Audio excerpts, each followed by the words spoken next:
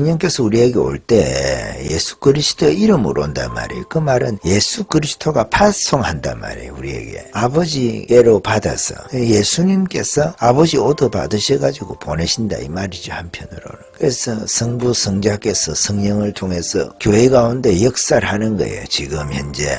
그러니까 아버지 하면서 예수님 하면서 성령은 도외시하고 성령의 은사는 공격하고 예를 들어서 비난하고 말이지. 이런 일은 있을 수 없는 거예요. 예수님을 비난하면 아버지를 비난하는 거고 성령을 비난하면 예수님을 비난하는 거고 이렇게 연결이 되어 있는 겁니다. 하나로. 아니 예수님하고 아버지하고 성령님하고 이렇게 이간시키면 안 된다니까. 이 은사 중지론 딱 욕을 해야 되는데 다음에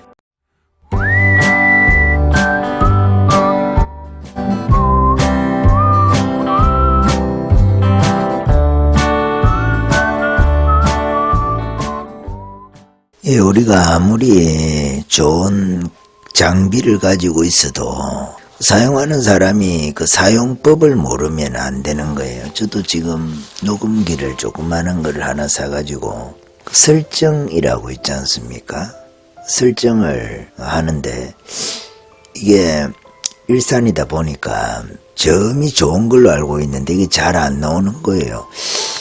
그래 이상하다 왜 그럴까 해서 보니까 이 설정에서 제가 잘못 만져서 그럴 수가 있는 것 같아요.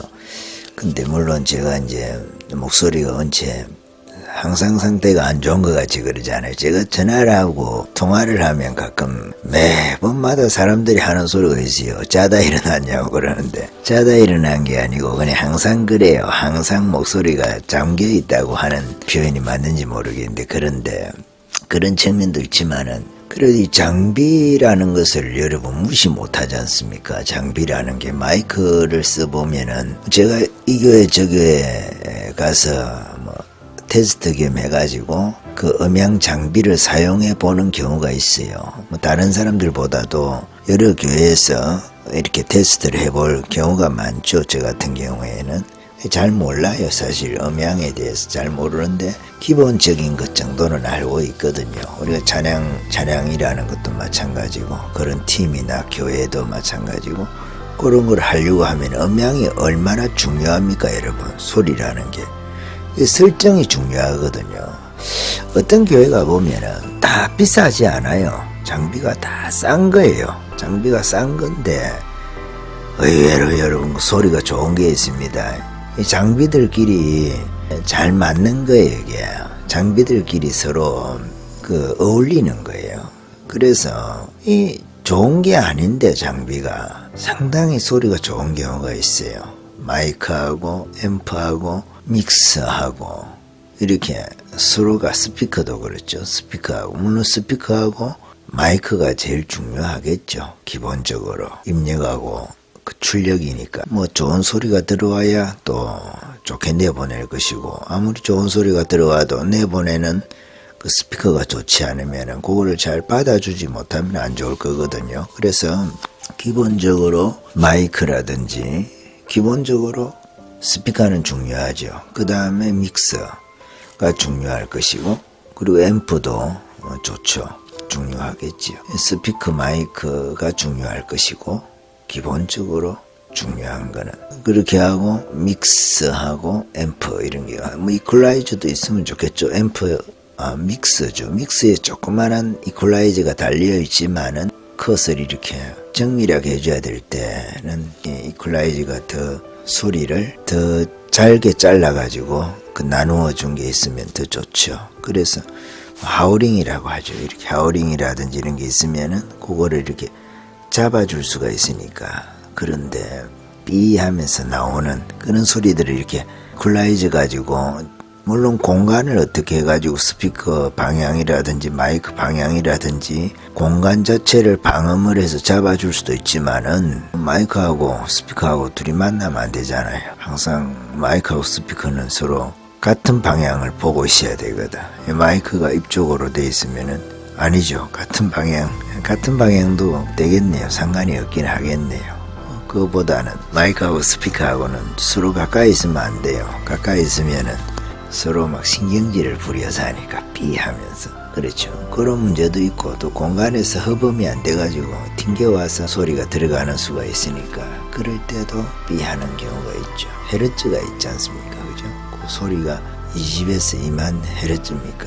그 사이에서 듣기 싫은 소리를 낼 때가 있거든요. 근데 이게 저렴한 것도 설정을 잘 해주고 믹서기라든지 그런 부분들을 저렴하지만은 그 저렴한 그 믹서기의 능력, 스피커의 능력, 앰프의 능력, 마이크의 능력을 최대한 잘 발휘해 줄 수 있는 또 그런 어울림이라는 게 있어요. 어울림이라는 게 있는데 제가 뭐 단어가 있는데 그 단어 별로 쓰기 싫어서 제가 안 쓰려다 보니까 다른 단어를 찾다 보니까 조금 한 템포가 느립니다, 여러분. 머릿속에 생각되는 단어 말고 딱 떠오르는 단어 말고 다른 단어를 교체를 해서 쓰려다 보니까 그렇습니다. 그래서 이게 우리가 음향도 마찬가지고 다른 일도 마찬가지죠. 다른 일에 있어 가지고도 이 장비 문제가 상당히 중요하죠. 근데 좋은 장비를 가지고 있어도 잘 다루는 것은 더 중요합니다. 그 현장에서 사람들 하는 말이 있지 않습니까? 목수는 연장을 탓하지 않는다 이런 이야기 하지 않습니까? 물론 요즘 시대 때는 연장이 일을 하죠. 연장이 일을 하는 게 맞아요. 그 정도 기본적으로 사용되어지고 있는 현대시대라 말하기가 너무 거창한 것 같은데 현대시대가 아니더라도 기본적으로 그 때에 사용하는 그 기술이 발달해가지고 사용하는 그 시기에 사용하는 그 연장은 사용할 수가 있어야 돼요, 여러분. 그렇지 않습니까? 그런데 지금은 뭐 레벨기도 있고 만약에 목수라고 한다면 각도 절단기도 있고 테이블소도 있고 요즘에 또 망치 갖고 못을 안 박잖아요. 타카를 사용하지 않습니까? 타카도 있고 다른 개인적으로 사용해야 되는 그런 많은 공구들이 있겠죠. 근데 이것이 여러분 시간과 정밀도 있지 않습니까? 정밀도를 엄청나게 높여주는 거거든요. 예전에 목수분들 보면 천장 이런 거 하나 하는데 한참 걸려요. 저도 디모도로 따라다니면서 목수 아저씨 주택에서 그 천장 댄조락 하는데 천장 하는 거 있지 않습니까? 천장 나무를 걸어가지고 상을 걸어가지고 위에 까치발을 내려가지고 예전에는 합판으로 다 쳤으니까 합판만 가지고도 많이 치고 했으니까 지금은 합판에 석고를 치기도 하고 석고를 가지고 두 번을 치기도 하고 그 원피 투피라고 하는데 플라이라고 해가지고 한 겹이라는 거죠. 요즘에는 뭘 석고 한 겹을 치기도 하죠. 석고 한 겹을 쳐서 거기다가 뭐 벽지를 바르면 벽지가 또 석고를 아무래도 잡아주니까 페인트보다는 벽지가 종이가 안 찢어지지 않습니까? 불 발라가지고 석고를 이렇게 꽉 잡아주거든요. 그러니까 석고 한 장까지는 되지 않는다 하더라도 벽지 한 장이 그렇지만은 그 석고 한 장, 석고 반 장 정도는 될 거란 말이에요. 종이 그게 하나가 불도 안에 들어가고 하니까 불이 굳으면 딱딱하지 않습니까? 그래 하니까 천장이나 벽은 어지간하면 그 석고 두 번을 해야 되겠죠. 아니면 합판 우리가 니프 합판이라 하는데 5mm 합판 정도 되는 정밀하게 말하면 5mm가 안 됩니다. 그렇지만 보통 5mm라고 하니까 그 두 장 하면은 10mm가 되니까 그 5mm라고 하는데 일반적으로 5mm 합판을 치고 석고를 치고 친다는 말이 좀 그러면 치부한다 그러죠. 붙인단 말이에요. 석고 친다 하면 되는 거죠. 그 일반적으로 일에 관련된 사람이 사용하는 그 말이 점점 통용이 돼야 되는 게 맞거든. 그 분야에서는 모든 분야가 다 그렇고 또 일반인들이 알고 있는 일반인들이 사용하는 표현은 또 일반인들이 쓰면 되고 업을 하는 사람들이나 모든 일이 다 그렇잖아요. 그 단어가 있어요. 일에 관련된 단어가 있단 말이에요. 그거는 일하는 사람들이 쓰는 그 표현이 이렇게 전수되는 게 맞아요. 어느 정도 말이죠. 물론 이제 바뀌는 경우도 있겠죠.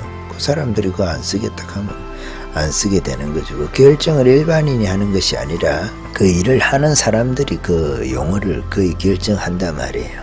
그래서 그런 측면이 있지. 그래서 모든 일이 그래요. 모든 일이. 칼도 그러잖아요, 여러분. 칼 뭐 좋다고 해서 싸움 잘하는 거 아니잖아요. 칼을 쓸 줄 알아야지. 총도 마찬가지고. 아무리 장비가 좋아도 그걸 잘 사용을 하지 못하면 뭐 하겠어요. 전투기 또 요즘에는 저희가 F-35 그 하지만은 더 좋은 전투기들도 있지 않습니까? 미국에서 만들어가지고 그 하는. 근데 그런 전투기들이 있다 하더라도 스텔스 전투기가 있다 해도 항공모함이 있다 해도 그거를 잘 사용을 하지 못하면은 의미가 없는 거예요. 그와 같이 은사도 그와 같거든요.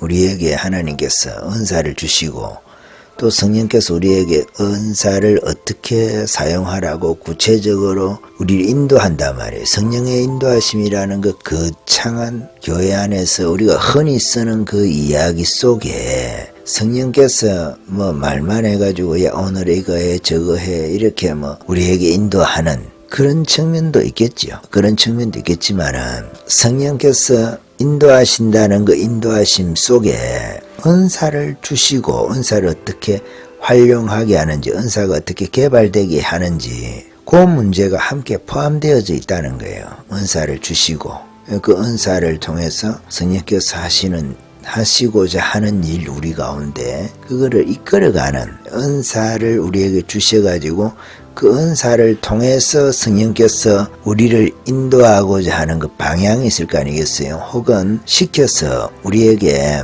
원하시는 게 있지 않겠습니까? 우리가 하기를 원하는 그 일을 하게 하는 일에 이 은사가 작동을 한단 말이에요. 은사를 가르치시고 은사를 통해서 우리들에게 성령께서 하고자 하는 일을 이루신단 말이에요. 근데 우리는 항상 은사를 공격하면서 성령 인도는 또 강조하죠.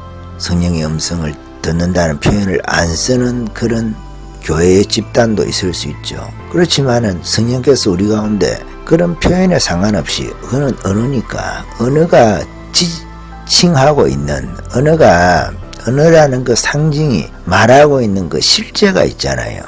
실제 성령의 사역이 있으면은 그거에 대한 표현은 여러 가지겠죠. 여러 가지지만은 그 실제는 하나죠. 한 성령께서 교회 안에서 일을 하는데 그렇지 않겠습니까? 그거를 성령께서 역사하는 은사라고 해서 그들이 말하는 또 다른 그하고 다른 성령의 어떤 역사하고 다른 게 아니단 말이에요. 같은 어떤 성령의 역사를 두고 이렇게 표현 저렇게 표현하는 것밖에 없거든요. 근데 기본적으로 우리가 성경에서 말하고 있는 그 일들 그리고 성경에서 말하고 있는 그 표현 가급적이면 그대로 써야 돼요. 성경에서 쓰고 있는 그 표현을 우리가 바꿔가지고 그 용어를 뭐 거부감이 없다고 해야 되나 아니면 합리주의식으로 인간의 이성을 가지고 그거를 조금 바꾸면서 영적인 그 고기 구워 먹을 때 기름기 빼가지고 먹듯이 자기 취향에 맞춰가지고 기름기 빼듯이 그렇게 성경에 있는 영적인 거, 신령한 거, 은사적인 거 이런 것을 빼기 위한 아주 나쁜 의도로 용어를 바꾸려고 하는 용어 자체를 성경에 기록되어져 있는 그 용어라든지 용어가 지칭하고 있는 그 의미 있지 않습니까? 사건, 신령한 것, 영적인 일들 성령께서 은사와 관련돼서 일하시는 것 그리고 그것이 단절되지 않고 지금도 그대로 성령께서 소대기 오셔가지고 떠나신 게 아니지 않습니까? 그대로 교회 가운데 역사하고 있으니 그런 문제에 관해서 우리들이 장비 같은 거죠. 한편으로 유비관우 장비가 아니라 연장 성령께서 우리의 도구라는 뜻이 아닙니다. 오히려 성령께서 우리에게 은사를 주셔가지고 우리가 성령의 도구가 되도록 하는 거예요. 은사를 주셔가지고 은사는 누구의 것입니까? 우리가 하나님께 기도해서 받았으니까 하나님 거지요.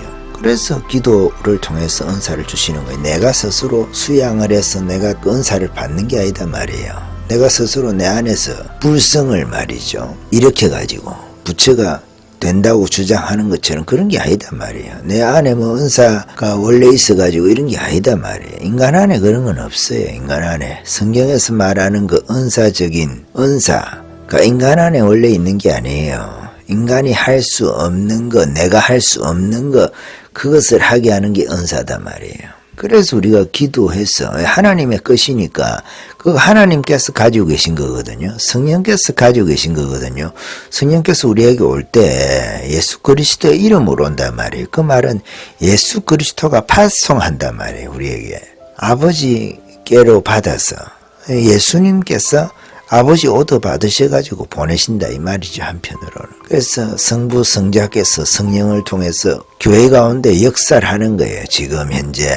그러니까 아버지 하면서 예수님 하면서 성령은 도외시하고 성령의 은사는 공격하고 예를 들어서 비난하고 말이죠. 이런 일은 있을 수 없는 거예요. 예수님을 비난하면 아버지를 비난하는 거고 성령을 비난하면 예수님을 비난하는 거고 이렇게 연결이 되어 있는 겁니다. 하나로. 아니 예수님하고 아버지하고 성령님하고 이렇게 이간시키면 안 된다니까. 이 은사중지론 딱 욕을 해야 되는데 다음에 제가 우리 가끔씩 어린 분들이 영적으로도 마찬가지예요. 들으실까 봤는데 조심스러워서 그런 이야기를 적게 하려고 애를 많이 쓰고 있습니다. 여러분. 그래서 그런 측면이 있어요.